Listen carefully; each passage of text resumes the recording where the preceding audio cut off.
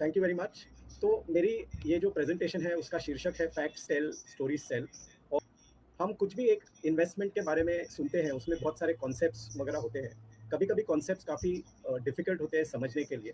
तो लेकिन हम अगर यही चीज़ स्टोरीज के थ्रू सुने तो शायद हमको ज़्यादा वो समझ में आ जाएगा।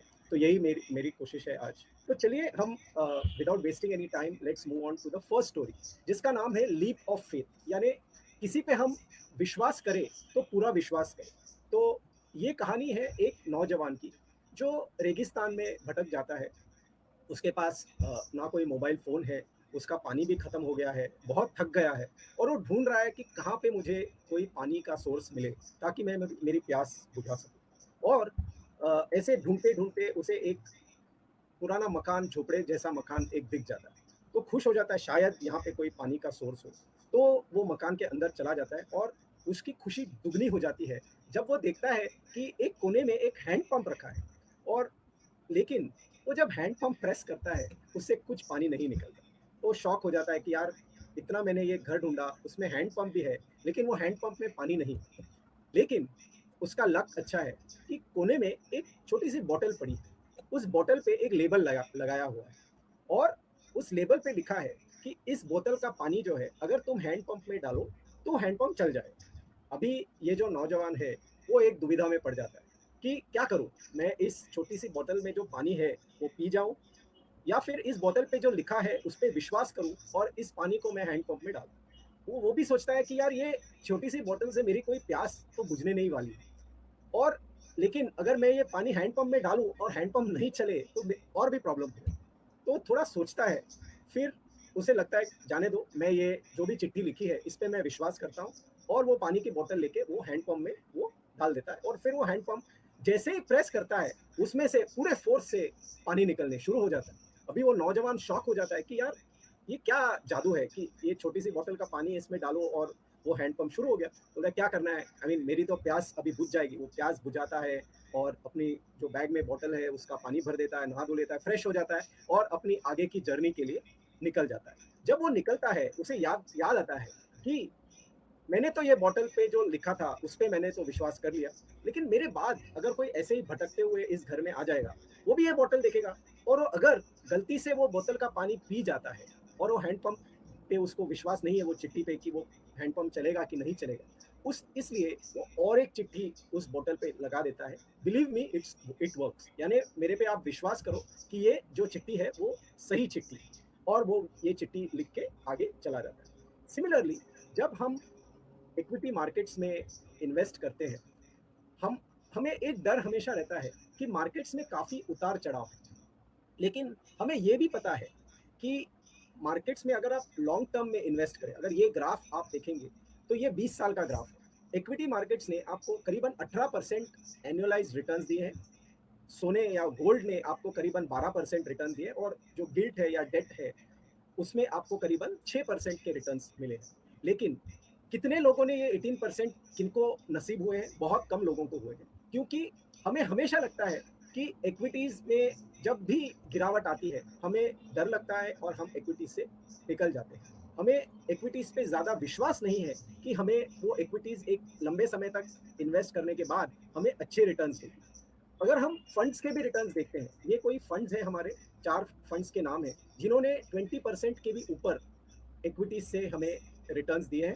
और ये तो सेंसेक्स का रिटर्न था, फंड्स ने उससे भी ज़्यादा रिटर्न्स दिए हैं। लेकिन क्वेश्चन ये है कि हम में से कितने लोगों को लास्ट 20 ईयर्स हम इन फंड्स में इन्वेस्ट कर चुके हैं। तो हमारी कहानी वो नौजवान ने जो बॉटल फर्स्ट टाइम उसने देखी कि ये बोतल से पानी आप अगर हैंडपंप में डालो तो हैंडपंप चलेगा, उस टाइप की कहानी है कि आप 20 साल तक इक्विटी में इन्वेस्ट करो तो आपको 18% रिटर्न मिलेंगे।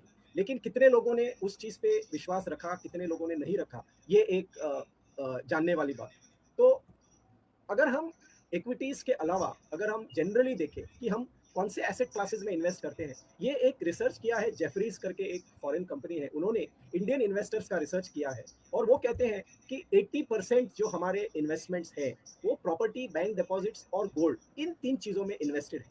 अगर आप प्रॉपर्टी देखें तो करीबन 50% हमारा पैसा प्रॉपर्टी में लगा हुआ है, 15% हमारा पैसा बैंक डिपॉजिट्स में लगा हुआ है और 15% पैसा जो है वो गोल्ड में लगा हुआ है। और अभी-अभी आपने एक स्लाइड पहले ग्राफ देखा कि इन सभी चीज़ों में इक्विटी ने बाजी मारी है और इक्विटी हमें सबसे ज़्यादा रिटर्न्स दिए हैं पिछले 20 साल में। लेकिन हम इक्विटीज़ में कितना इन्वेस्ट करें? ओनली 5%। क्यों कर रहे हैं? बिकॉज़ हमें इक्विटीज़ पे इतना विश्वास नहीं है, क्योंकि उसमें काफ़ी उतार-चढ़ाव होते हैं और उतार-चढ़ाव से हमें बहुत डर लगता है।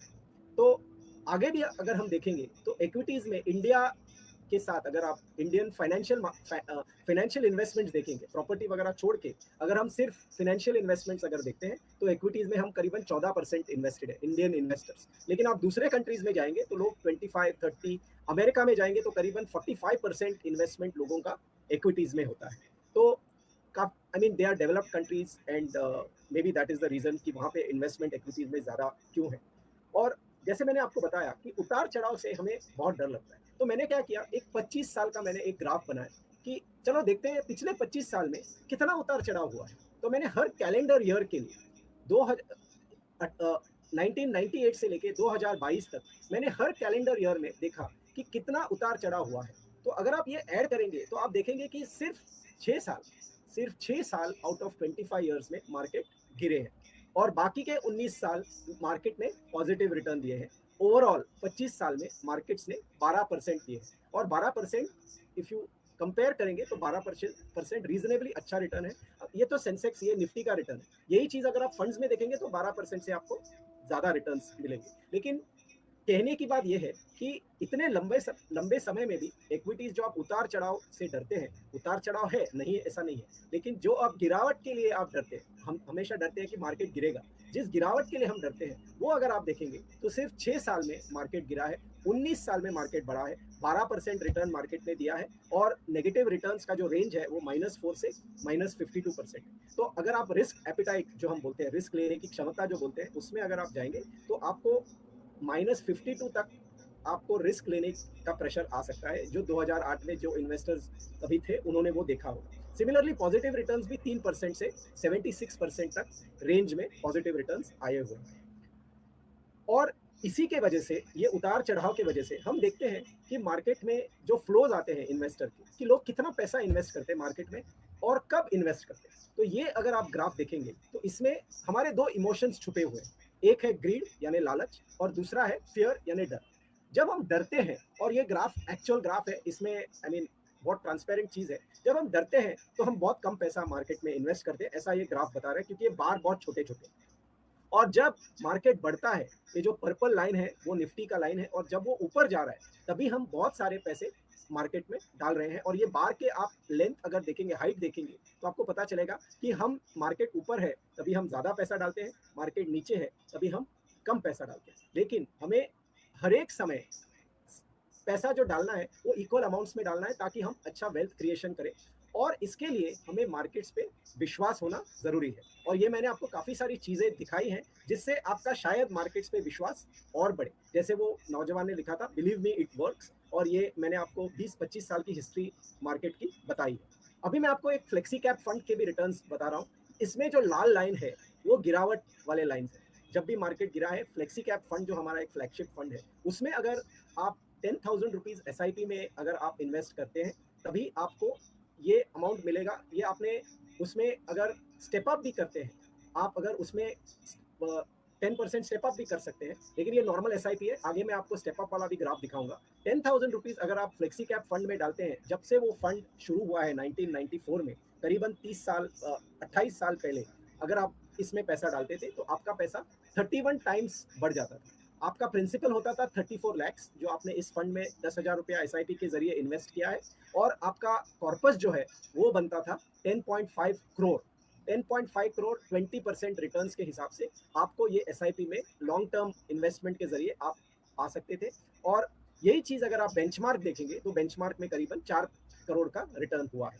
तो ये आप देख सकते हैं कि लंबे समय तक अगर आप मार्केट्स में इन्वेस्ट करें तो आप वेल्थ क्रिएशन कर सकते हैं। हमारा एक ही प्रॉब्लम है इन्वेस्टर्स का कि हम उतार चढ़ाव से बहुत डरते हैं, और हम जब भी मार्केट गिरता है हम उसमें से एग्जिट कर लेते हैं। चलिए दूसरी कहानी की तरफ बढ़ते हैं, और ये कहानी है और एक नौजवान की, जिसका नाम है माइलो। और माइलो बड़ा हुआ था इटली में, बहुत हजारों साल पुरानी ये कहानी है, जहाँ पे एंशिएंट ओलंपिक्स होते थे ग्रीस में। तो करीबन 2-2.5 हजार साल पहले तभी कोई ऐसा सिस्टम नहीं था कि आप प्रैक्टिस करो, ये करो, वो करो। ये बंदा जो है माइलो, इसे बॉडी बिल्डिंग का बहुत शौक था और इसे लगता था कि मुझे एक वर्ल्ड चैंपियन बनना है बॉडी बिल्डिंग। तभी ऑब्वियसली हज़ारों साल पहले जिम वगैरह नहीं होते थे। तो ये क्या करता था, इसके घर में एक गाय का बछड़ा था। तो ये अपने गाय के बछड़े को अपने कंधे पे उठा के रोज़ सैर करने लेके जाता। लेकिन आप एक चीज़ याद कर सकते हैं कि जो गाय का बछड़ा है वो जल्दी ग्रो हो जाता है, जल्दी बड़े होते हैं। तो ये जो गाय का बछड़ा है ये बड़ा होता गया, माइलो भी ऑब्वियसली बड़ा होता गया, लेकिन इसकी जो आदत थी वो गाय के बच्चे को घुमाने वाली जो आदत थी वो उसने छोड़ी नहीं।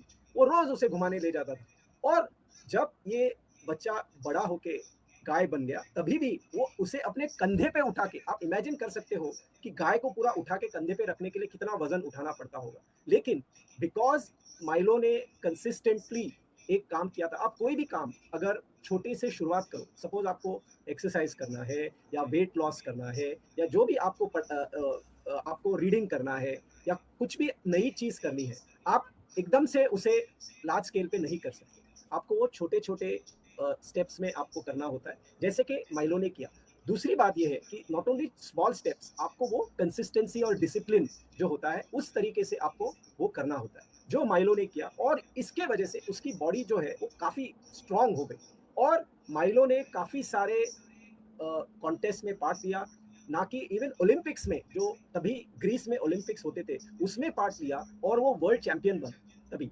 और क्यों बना? बिकॉज उन्होंने ये जो कंसिस्टेंसी और स्टेपिंग अप वाली जो पार्ट थी वो उन्होंने बहुत डिसिप्लिन से की, कि रोज किया और वेट बढ़ाते बढ़ाते बढ़ाते बढ़ाते वो स्टेप वाइज ऊपर ऊपर बढ़ते गए और बहुत स्ट्रांग बने। सिमिलरली जब आप इन्वेस्टमेंट भी देखते हैं तो हम अगर सिमिलर अमाउंट्स रेगुलरली इन्वेस्ट करेंगे तो भी हमें रिटर्न मिलेगा, नहीं ऐसा नहीं। अभी ये आप अगर ये फंड का अगर आप रिटर्न देखते हैं, जो फ्लेक्सी कैप फंड मैंने इसके पहले बताया था, आप 10 साढ़े 10 करोड़ रुपया आपको एसआईपी से मिल जाएगा।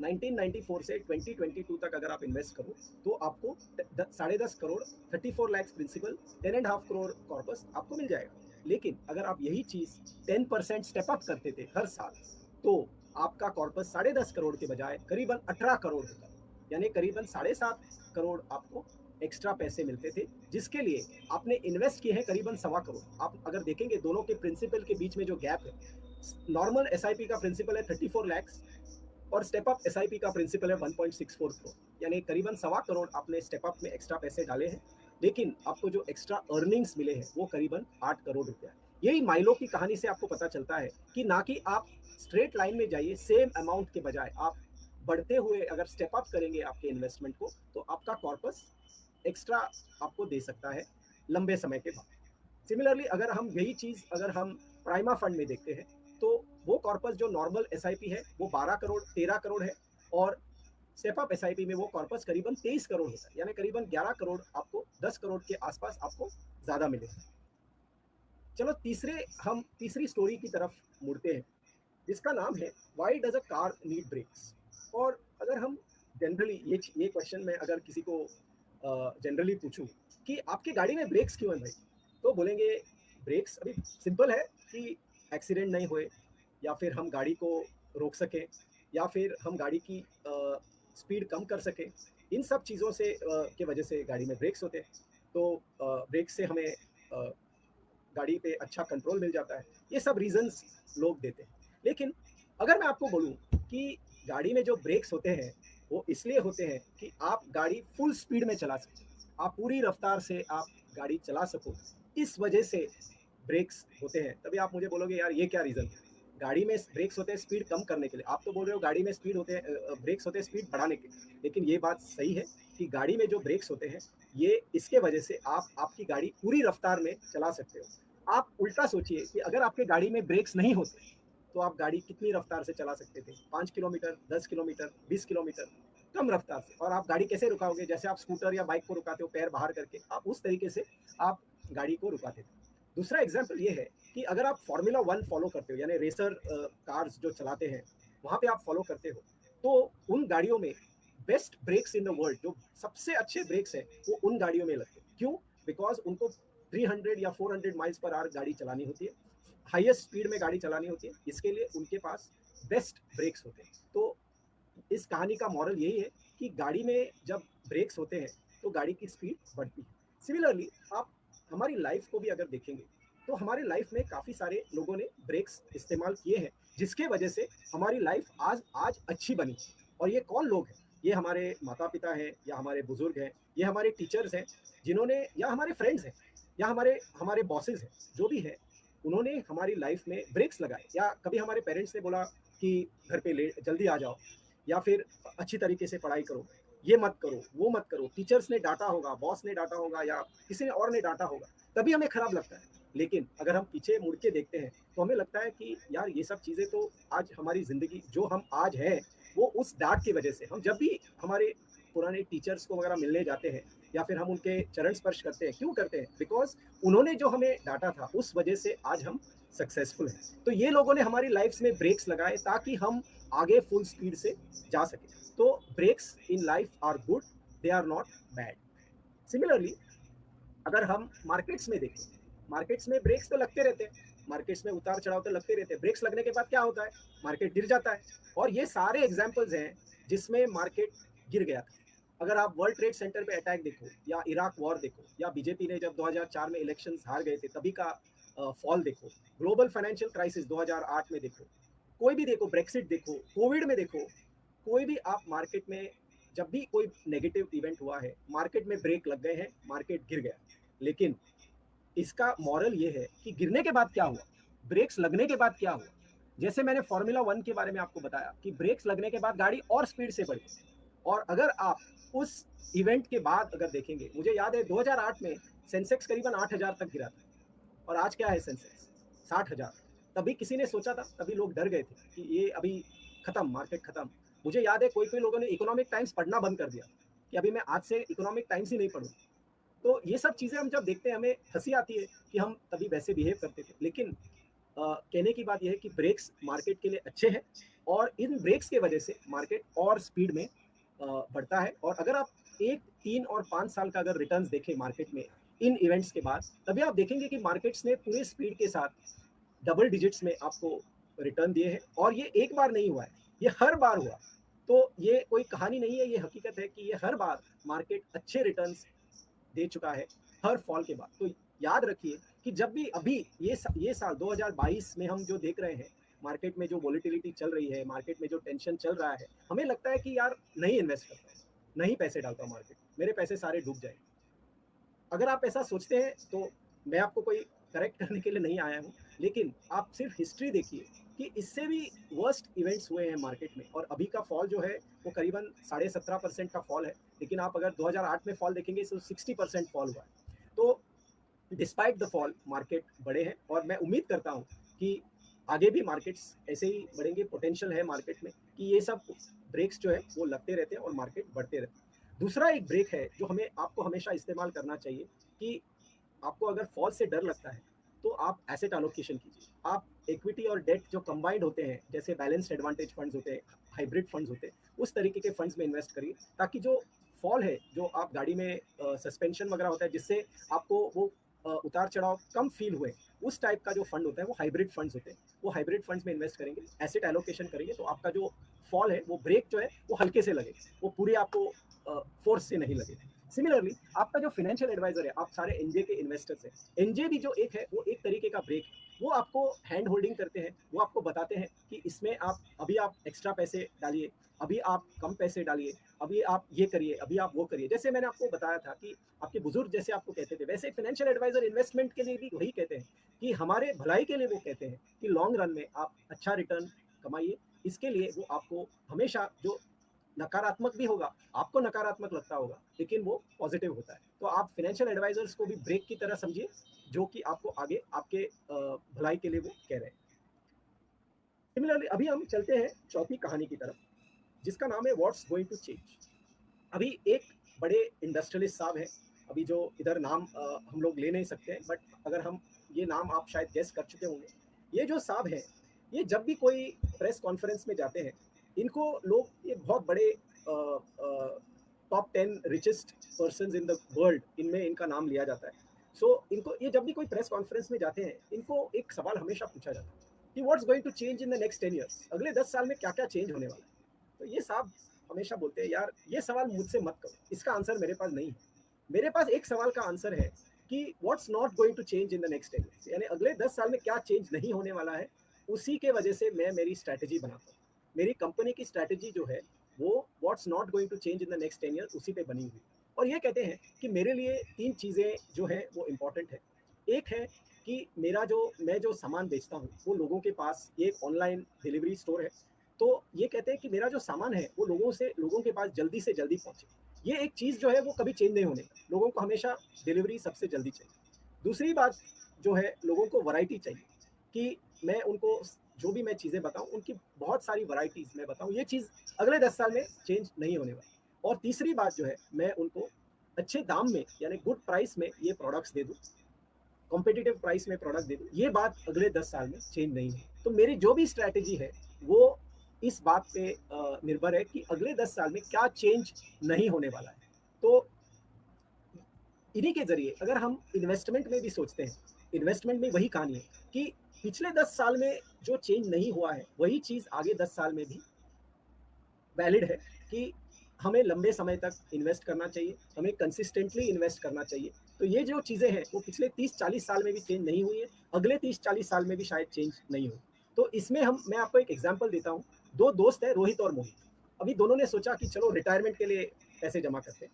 तो रोहित जो है वो 25 साल से इन्वेस्ट करने शुरू होता है और उसने ठान लिया है कि मैं 55 ईयर्स तक मैं रिटायर हो जाऊंगा। मेरे पास 30 साल है, मैं 30 साल में जो भी कॉर्पस है वो जमा करके मैं रिटायर हो जाऊंगा। तो शुरू करता है वो 5,000 के इन्वेस्टमेंट से, और 12% अगर आप मार्केट का रिटर्न अगर लेते हैं तो 30 ईयर्स में रोहित को 5,000 के हिसाब से मिलते हैं करीबन 1.76 करोड़, करीबन 2 करोड़ रुपए रोहित जमा कर लेता है as a corpus for his retirement.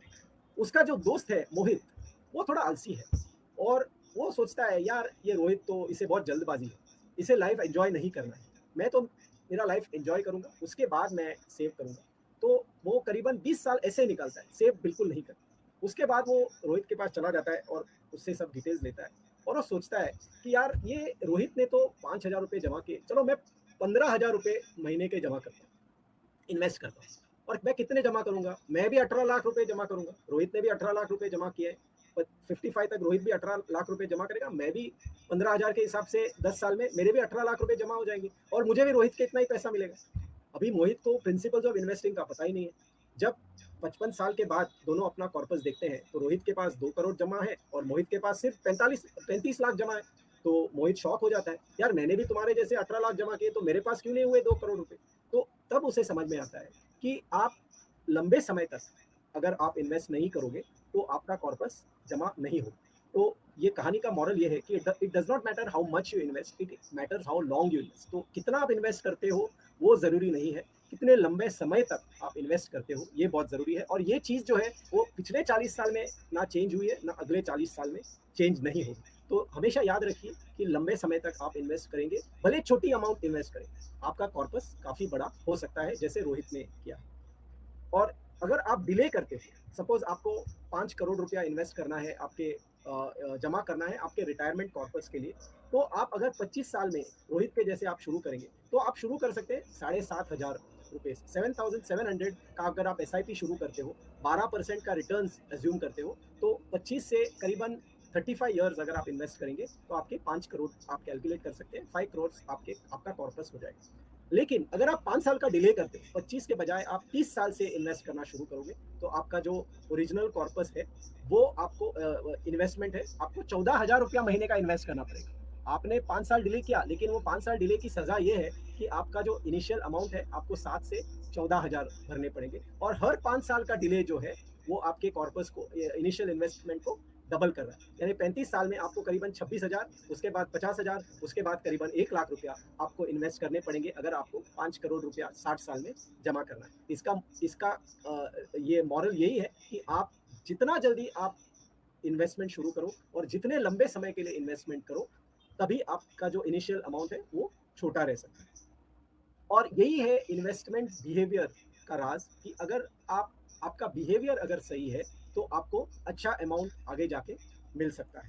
तो आप बिहेवियर सही रखिए, आपका रिटर्न भी सही हो जाएगा। अभी चलते हैं पांचवी कहानी की तरफ, जिसका नाम है comparison is the thief of Joy. अभी हम कोई भी बात अगर हम जब भी कंपेयर करते हैं उसमें प्रॉब्लम हो जाती है। तो मैं आपको टिपिकली एक कॉर्पोरेट वर्ल्ड में जो होता है वो आपको बताता हूँ। तो कॉर्पोरेट वर्ल्ड में टिपिकली जब सैलरी हाइक्स होते हैं, एनुअली एक सैलरी हाइक का इवेंट होता है। तो सपोज आपके बॉस ने आपको बताया कि आपका काम बहुत अच्छा हुआ है इस साल, पिछली साल आपको 6% हाइक मिला था, इस बार आपने बढ़िया काम किया है, बढ़िया काम किया है, जिसके लिए मैं आपको 15% का हाइक दे रहा हूँ, 3 टाइम्स 15% का हाइक दे रहा हूँ। आप फूले नहीं समाते, आप बहुत खुश हो जाते हैं कि पिछले साल 6% का हाइक मिला है, आप अभी 15% हाइक लेके आप बाहर आते हो, घर वालों को फ़ोन करते हो, बहुत खुश होके आप घर आते हो, ये सब होता है। अगले दिन आप जब ऑफिस में आते हो, तभी आपके कानों पर उड़ती-उड़ती एक खबर आती है कि आपके एक कलीग जो है, आपके डिपार्टमेंट में आपके सेम लेवल के एक कलीग जो है, उनको 25% का हाइक मिला है। ये बात जैसे ही आप सुनते हो, आपका मुँह बहुत छोटा हो जाता है, आप बहुत निराश हो जाते हो। यानी एक दिन पहले जो आप इतने खुश थे कि आप 6% से 15% आपको हाइक मिला है, अभी आप सुनते हो किसी और को 25% हाइक मिला है, वो सुनते ही आप नेगेटिव बन जाते हो, आप गुस्सा आ जाता है आपको, बहुत बहुत सारा नेगेटिव फीलिंग्स आप में आ जाते हैं। तो मॉरल यही है कि comparison is the thief of Joy. जैसे ही आप किसी चीज़ से किसी और के साथ आप कंपेयर करते हो, आपका जो आपकी जो खुशी है, वो कम होती है और शायद निराशा बन जाती है। तो चलिए कहानी की तरफ मुड़ते हैं। अ, एक कौवा जो है, वो एक दिन हंस के पास चला जाता है और हंस को बोलता है, यार तुम कितने सुंदर हो, मुझे देखो, मैं इतना काला, कोई मेरी तरफ देखता भी नहीं है, लेकिन तुम्हारी तरफ तो लोग देख के खुश होते हैं, तुम भी सबसे सुंदर पक्षी हो और तुम सबसे खुश भी होंगे। तो ये हंस जो है वो कौवे को बोलता है, यार कुछ दिन पहले तक मैंने सोचा था कि मैं सबसे सुंदर हूँ और मैं बहुत खुश था, लेकिन जब से मुझे पता चला है कि दो जो कलरफुल तोते हैं, पैरट्स, दो कलरफुल पैरट्स जो है वो मेरे से ज़्यादा सुंदर है, तब से मैं निराश हो गया, तब से मेरी खुशी कम हो गई। तो कौवा बोलता है, यार ये क्या हुआ, ये पैरट्स कौन है? तो ये चला जाता है इन कलरफुल पैरट्स को, तोतों को मिलने के लिए, और उनके पास चला जाता है और बोलता है कि यार तुमने तो ये जो हंस है उसकी खुशी छीन ली है, और तुम सबसे वर्ल्ड में सबसे ब्यूटीफुल बर्ड हो, ऐसे हंस ने मुझे कहा। तो तुम इतने ब्यूटीफुल हो कि तुम बहुत खुश होंगे लाइफ में कि तुम्हें भगवान ने इतना सुंदर बनाया है। तो वो जो कलरफुल तोते हैं वो कहते हैं कि हाँ, हमें खुशी है कि हम सुंदर हैं, और हम खुश भी थे कुछ समय तक कि हम इतने सुंदर हैं। लेकिन जब से हमें पता चला है कि एक पक्षी है जिसका नाम है मोर, पीकॉक, जो हमसे भी सुंदर है, तब से हमारी खुशी कम हो गई। हम इतने खुश नहीं हैं। तो वो कौवा कहता है, यार ये मोर से तो मिलना ही पड़ेगा, और वो उड़ के चला जाता है मोर के पास। मोर एक पिंजरे में बंद है, एक चिड़ियाघर में बंद है, और चारों तरफ लोग मोर को देखने के लिए, पीकॉक को देखने के लिए आजू-बाजू में खड़े हैं। और ये कौवा उसे जाके बोलता है, यार तुम इतने सुंदर हो कि तुम्हें इतनी भीड़ लगी है तुम्हें देखने के लिए। तो तुम तो बहुत खुश होंगे लाइफ में, ऐसा किसको मिलता है कि इतने लोग तुम्हें देखने आते हैं। तो ये जो पीकॉक है वो कहता है, काहे की खुशी यार, मैं तो सबसे दुखी हूँ, तुम मेरे से ज्यादा खुश हो। तो अब ये कौवा शॉक हो जाता है कि यार ये क्या है, ये मुझे क्यों खुश बोल रहा है। तो कहता है उसे, यार मैं तो ऐसा काला, मैं मुझे कोई दिखता भी नहीं है, मैं क्यों खुश, तुम सबसे खुश हो। तो कहता है कि तुम्हारे पास जो है वो मेरे पास नहीं है, तुम्हारे पास जो है वो फ्रीडम है, तुम कहीं पे भी जा सकते हो, वो फ्रीडम तुम्हारे पास है। मैं सुंदर हूँ इसके लिए मैं कहीं भी जा नहीं सकता हूँ, मैं इस पिंजरे में कैद हूँ, इसके लिए मुझे सुंदर होने की कोई खुशी नहीं। तो अगर आप आपके जब इन्वेस्टमेंट की तरफ हम बढ़ते हैं, हम हमारे रिटर्न्स अगर देखें और हमारे जो एडवाइजर्स हैं, जो हमारे डिस्ट्रीब्यूटर्स हैं, उन पे अगर हम विश्वास करें कि हम ये हमें सही फंड्स रेकमेंड करें कर रहे हैं, तभी हमारी खुशी ठीक ठाक होगी। जैसे हम फंड्स के रिटर्न दूसरे फंड से कंपेयर करेंगे और उनको अगर बोलेंगे कि यार ये फंड मेरे फंड से ज़्यादा अच्छा कर रहा है, तभी शायद आप निराश हो जाएंगे। इतना याद रखिए, जो हमने विश्वास की बात की थी कि आपके एडवाइजर पे आप विश्वास करिए कि उन्होंने आपको सही फंड रेकमेंड किए। तो ऐसे ही हमने एक एनालिसिस किया था लार्ज कैप फंड्स का, कि लार्ज कैप फंड्स में अच्छे फंड्स कौन से हैं, और ये हमने एनालिसिस 2012 से 2021 यानी करीबन 10 साल का एनालिसिस किया था, और इन लार्ज कैप फंड्स में कौन से फंड्स अच्छे किए हैं, इनका ये टेबल है।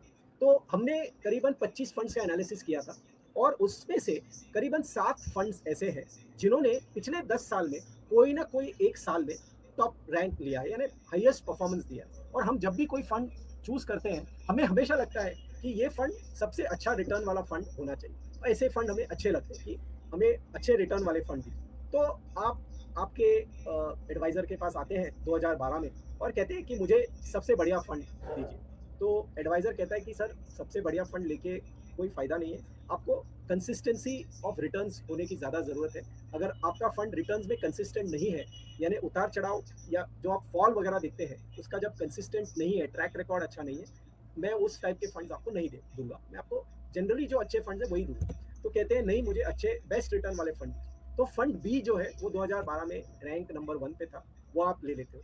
आप 2012 में तो बहुत खुश होते हैं। 2013 में आप देखते हैं कि ये फंड का रैंक जो है रिटर्न इसका रैंक 13 नंबर हो गया और फंड ए जो है वो रैंक 1 पे आ गया। यानी आपका फंड जो है वो अभी अच्छा नहीं कर रहा है। आप फिर से जाते हो आपके एडवाइजर के पास और कहते हो कि मुझे अभी फंड ए चाहिए क्योंकि वो फंड ए जो है वो अच्छा रिटर्न दे रहा है। आप फंड ए लेते हैं। फंड ए अगर आप 2014 में देखें तो उसका रैंक 14 हो गया है। वापस आप निराश हो जाते हैं कि ये फंड अच्छा नहीं कर रहा है, अभी वापस ये गिर गया। तो आप कोई भी साल देखें, वापस आप फंड बी में आएंगे, फिर आप फंड जी में जाएंगे, फिर आप फंड ई में जाएंगे, 2017 में आप फंड एफ में जाएंगे। तो कोई भी फंड आप देखेंगे कंसिस्टेंटली टॉप परफॉर्मर नहीं है। एक ही फंड है जिन्होंने 3 बार रैंक 1 लिया, सिर्फ 3 बार लिया 10 साल। और कोई एक फंड है जो 2 बार रैंक 1 ले चुका है, कोई एक, बाकी सारे फंड जो है वो एक ही बार रैंक 1 है। लेकिन आप जिस फंड्स को लेते हो वो ऑन एन एवरेज आपको रीजनेबली गुड रिटर्न्स देने वाले फंड्स आपके पास अगर होंगे तो आपको निराश होने की ज़रूरत नहीं है। आपका फंड हमेशा टॉपर होना कोई ज़रूरी बात नहीं है, क्योंकि अगर आप ये रिटर्न्स वाला जो किस्सा अगर आप फॉलो करेंगे तो आप हमेशा निराश होंगे। सिमिलरली आप large cap, mid cap, small cap, in 3 categories को भी देखेंगे तो कभी भी ये कैटेगरीज हमेशा टॉपर नहीं है। 2011 में लार्ज कैप टॉपर था, 2012 में मिड कैप, फिर वापस लार्ज कैप, फिर स्मॉल कैप, ऐसे करके अलग अलग जो कैटेगरीज हैं वो टॉपर हुए हैं। सिमिलरली आप इक्विटी, गोल्ड और डेट, अगर इन 3 एसेट क्लासेस को लेते हैं तो ये भी आप देखेंगे कि कंसिस्टेंट नहीं है। कभी इक्विटी टॉपर है, कभी गोल्ड टॉपर। तो आप गोल्ड जब टॉपर है तभी आप देखेंगे कि ज़्यादातर इक्विटी नीचे है, और जब इक्विटी ऊपर है तभी आप देखेंगे कि ज़्यादातर गोल्ड नीचे है। तो आपको इन दोनों एसेट क्लासेस में इन्वेस्ट करना है ताकि आपके रिटर्न्स जो है वो बैलेंस्ड हो, ना कि आप सडनली अच्छे रिटर्न्स पे आएंगे और सडनली एकदम नीचे वाले रिटर्न्स पे आएंगे। अगर आप गोल्ड और इक्विटी से दोनों में इन्वेस्ट करते हैं तो आपका रिटर्न्स शायद बैलेंस हो जाते हैं। तो ये डाइवर्सिफिकेशन जो हम बोलते हैं वो बहुत ज़रूरी है। सिमिलरली आप ग्लोबली भी देखेंगे तो इंडिया इन 2009 से 2022 अगर आप देखेंगे तो इंडिया करीबन 5 बार टॉपर हुआ है और यूएस करीबन 7 बार टॉपर हुआ है। और इंडिया जब भी ऊपर है तभी यूएस नीचे है, और यूएस जब भी ऊपर है तभी ज्यादातर इंडिया नीचे है। तो आप दोनों में अगर इन्वेस्ट करेंगे, यूएस मार्केट्स में भी और इंडियन मार्केट्स में भी, यूएस मार्केट्स के फंड्स तो अभी अवेलेबल भी है फ्रैंकलिन टेम्पल्टन के पास, जैसे यूएस अपॉर्चुनिटीज फंड जिसमें आप इक्विटीज एसआईपी में इन्वेस्ट कर सकते हैं। वैसे वाले अगर आप ग्लोबल फंड्स में थोड़ा पैसा डालें, लोकल फंड्स में थोड़ा पैसा डालें, तो आपका रिटर्न्स जो है वो बैलेंस कर जाएगा। जिस साल इंडिया अच्छा नहीं कर रहा है उस साल अगर यूएस अच्छा कर रहा है, अभी आप इसी साल में देखेंगे 2022 में तो इंडिया ने अच्छा किया, यूएस ने अच्छा नहीं किया। तो ऐसे कभी होगा कि यूएस ने अच्छा किया, इंडिया ने अच्छा नहीं किया। तो आप दोनों में अगर इन्वेस्ट होंगे तो आपके रिटर्न्स ज़्यादा बैलेंस होंगे। तो ग्लोबली आप अगर डाइवर्सिफाई करना चाहते हैं तो आप देखेंगे कि यूएस इकोनॉमी काफ़ी बड़ी है, इंडियन इकोनॉमी काफ़ी छोटी है, जिसके वजह से आप ग्लोबली डाइवर्सिफाइड होना बहुत ज़रूरी है। तो चलिए हम हमारी लास्ट कहानी की तरफ मुड़ते हैं, the Lord and the sweeper. ये एक मंदिर की कहानी है जिसमें एक जो मंदिर में जो साफ सफाई करता है जो है उसकी कहानी है। और वो झाड़ू लगाते लगाते भगवान जी की तरफ, काफी टाइम ऐसे होता है कि वो और भगवान जी सिर्फ होते हैं मंदिर में। भगवान जी की तरफ देखते हुए बोलता है यार आपकी जॉब काफी अच्छी है, खड़े रहो, लोगों की बातें सुनो, और वो आपकी जो पेटी में पैसा डालते हैं वो आप ले लो। अच्छा जॉब है आपका, मुझे देखो कितना इतनी मेहनत के बाद पैसे कमाओ, घर लेके जाओ, घर का खर्चा पानी देखो, सब कुछ देखो। तो मेरा मेरा जॉब बहुत टेंशन वाला जॉब है, आपका जॉब बहुत ईजी है। तो ऐसे करते करते एक एक दिन भगवान जी भी, उनको भी लगता है यार इसे एक बार बताना चाहिए कि मेरा जॉब भी आसान नहीं है। तो एक दिन भगवान जी उनको बोलते हैं कि यार तुम्हें जो लगता है वैसा नहीं है, मेरा जॉब भी बहुत डिफिकल्ट है। तो उनमें आर्ग्यूमेंट हो जाता है कि तुम्हारा जॉब डिफिकल्ट है या मेरा जॉब डिफिकल्ट है। तो भगवान जी एक दिन फिर उनको बोलते हैं चलो कल के दिन तुम पूरे दिन मेरी जगह पे खड़े हो, मैं तुम्हें भगवान बनाता हूँ और मैं तुम्हारा काम मैं करता। तो ये जो स्वीपर होता है ये बहुत खुश हो जाता है कि चलो एक दिन छुट्टी लेते हैं, खड़े रहते हैं वहां पे। तो भगवान जी उनको बोलते हैं कि यार एक ही चीज करना, एक ही चीज करना, तुम्हें सिर्फ खड़े रहना है, तुम्हें बोलना नहीं है, तुम्हें सिर्फ सुनना है और कुछ नहीं करना है। तो वो कहता है अरे यार यही तो, इसके वजह से मैं तुम्हारे काम पे इतना खुश हूँ, तुम्हें कुछ करना नहीं होता है, सिर्फ खड़े रह के सुनना होता है और जो पैसे हैं वो लेने होते हैं। तो कहता है कि अभी भी याद रखो, तुम्हें सामने वाला कुछ भी बोलेगा या तुम कुछ भी देखोगे तो तुम्हें कुछ करना नहीं है, तुम्हें कोई इंटरफेरेंस करना नहीं है उसमें। तो स्वीपर बोलते हैं हाँ, कंडीशंस आर मेट, कल से मैं तुम जो बोलोगे वो मैं करूंगा। तो भगवान जी कहते हैं चलो एक दिन के लिए ट्राई करो। अगले दिन स्वीपर बन जाता है भगवान और वहाँ खड़ा हो जाता है। और पहले उसके पास एक अमीर आदमी चला आता है और अमीर आदमी बोलता है कि यार तुमने मुझे बहुत पैसे दिए हैं और मैं और भी तुमको, और मैं तुमको भी पैसे दे सकता हूँ, मेरा एक प्रोजेक्ट चल रहा है, वो मेरा प्रोजेक्ट अच्छा चला तो मैं तुमको ये करूँगा वो सब बोल देता है और वो प्रणाम करके चला जाता है। जब वो अमीर आदमी चला जाता है उसके उसकी जेब में जो उसका पर्स होता है, बटुआ होता है, वो गिर जाता है मंदिर में, उसे पता नहीं चलता और वो निकल जाता है। उसके बाद एक गरीब आदमी आता है मंदिर में और वो भगवान जी को नमस्कार करते हुए बोलता है कि यार मुझे पैसे की बहुत प्रॉब्लम है, तुम मेरी प्रॉब्लम सॉल्व करो, मेरे पास अभी कल के लिए भी पैसे नहीं, इतना मुझे पैसे का बड़ा प्रॉब्लम है। और वो भगवान को प्रणाम करके जैसे ही उठता है उसे वो पर्स या बटुआ दिखता है जिसमें बहुत सारे पैसे पड़े। गरीब आदमी खुश हो जाता है, कहता है यार ये तो इंस्टेंट ग्रेटिफिकेशन हो गया कि भगवान जी ने मुझे इतने पैसे दे दिए। और वो खुश होके वो पर्स उठा के उसे लगता है कि भगवान जी ने मुझे पैसे दिए हैं, और वो उठ के उस पर्स में से थोड़े पैसे निकाल के वो पेटी में डाल के वो अपने घर चला जाता है। उसके बाद एक सेलर जो शिप पे काम करता है वो आता है भगवान जी के दर्शन करने के लिए कि मैं एक लंबी यात्रा पे जा रहा हूँ और आप मुझे आशीर्वाद दे दीजिए। ऐसे करके वो भगवान जी से प्रार्थना कर रहा है। उतने में वहां पे पुलिस आ जाती है और वो अमीर आदमी पुलिस को लेके आता है, कहता है कि मेरा जो पर्स है जिसमें काफी सारे पैसे थे वो इसी मंदिर में गिरा था, आप मुझे ढूंढ के दिखाइए। और मुझे लगता है ये आदमी अभी बाहर गया था और मेरे बाद ये आदमी आया है, मुझे लगता है इसी आदमी ने मेरे पैसे चुराए हैं। अभी वो सेलर कहता है यार मैंने तुम्हारे कोई पैसे चुराए नहीं है, मैंने देखे भी नहीं तुम्हारे पैसे। तो पुलिस को उस पर विश्वास नहीं होता है क्योंकि वो अमीर आदमी का साइड लेते हैं और पुलिस वो सेलर को पकड़ के लेके जाती है। जैसे लेके जाती है, ये जो स्वीपर जो भगवान जी बने हैं उसको रहा नहीं जाता है कि यार ये गलत हो रहा है कि ये सेलर ने तो पैसे लिए नहीं है, वो गरीब आदमी जो है उसने पैसे लिए हैं और ये सेलर को पकड़ के लेके जा रही है। तो भगवान जी मतलब स्वीपर जो भगवान बने वो बोलते हैं पुलिस को रुक जाओ, तुम इसको मत लेके जाओ क्योंकि कहानी ऐसे नहीं वैसी है, वो गरीब आदमी पैसे लेके गया है, तुम इसको गलती से लेके जा रहे हो। तो पुलिस कहती है अरे यार भगवान जी ने खुद जब बोला है तो सही होगा, सेलर को छोड़ देते हैं, गरीब आदमी को पकड़ते हैं, उसका पर्स लेके वो अमीर आदमी को देते हैं और गरीब आदमी को जेल में डाल देते हैं। अभी अगले दिन जब भगवान जी खुद वहां बैठने आते हैं और इस स्वीपर को बुलाते हैं और बोलते हैं यार तुमने क्या किया, मैंने तुमको बोला था कि कुछ बोलना ही नहीं है, कुछ इंटरफेरेंस करना नहीं है, फिर भी तुमने बोला, तुमने बहुत बड़ी गड़बड़ कर दी। पहली गड़बड़ ये की कि वो अमीर आदमी जो उसको पर्स की जरूरत ही नहीं थी, उसके पास बहुत सारे पैसे थे, गरीब आदमी को पैसे की जरूरत थी, तो वो पैसे वो गरीब आदमी को मिले तो कोई गलत बात नहीं है, वो अमीर आदमी तो और पैसे कमा लेगा, तो तुम्हें क्यों बोलने की जरूरत नहीं थी। दूसरा, ये जो सेलर जो शिप पे जाने वाला था वो वहां पे समुद्र में बहुत बड़ा तूफान आने वाला था, इसके लिए मैंने उसे बचाने के लिए ऐसे प्लान किया था कि पुलिस उसको पकड़ के जेल में डाले ताकि वो ड्यूटी पे नहीं जाए और उसकी लाइफ सेव हो जाए। तुमने गड़बड़ कर दी, उसे छोड़ दिया, वो शिप पे चला गया, तूफान में फंस गया और वो मर गया। तो तुमने मेरा जो प्लान है वो पूरा चौपट कर दिया क्योंकि तुमने ये मेरे प्लान में इंटरफेरेंस किया है। तो इंटरफेरेंस अगर हम देखेंगे तो हम जब भी मार्केट में इन्वेस्टमेंट में इंटरफियर करते हैं कि हम एसआईपी हमारा चल रहा है और हमने सोचा है कि 20 साल तक एसआईपी चलाते हैं और हम अगर 7वें साल में उसे बंद कर देते हैं तो वो इंटरफेरेंस हुआ जिसके वजह से जो वेल्थ क्रिएशन का प्रोसेस है वो आपका प्रोसेस रुक जाता है। वैसे ही इस एग्जाम्पल में अगर आप जश को देखेंगे, जश ने एक 10,000 रुपए का एसआईपी किया है फ्लेक्सी कैप फंड में 2006 से 2009 में ग्लोबल फाइनेंशियल क्राइसिस के वजह से वो नेगेटिव रिटर्न्स मिलते हैं और वो एसआईपी बंद कर देता है और उसके पास जो मेच्योरिटी अमाउंट करीबन 3 लाख का है वो एक बैंक फिक्स डिपॉजिट में वो 3 लाख रुपए वो बैंक फिक्स डिपॉजिट में डालता है और दिसंबर 2022 तक उस 3 लाख के करीबन 8.5 लाख रुपए बन जाते हैं 8% इंटरेस्ट के हिसाब से। लेकिन जश को यह भी पता चलता है कि 2013 में उसे लगता है यार मैंने 2009 से 2013 जो मैंने गैप दिया वो मैंने गलती की क्योंकि मार्केट उसके बाद बढ़ा है, चलो मैं फिर से एसआईपी शुरू करता हूँ।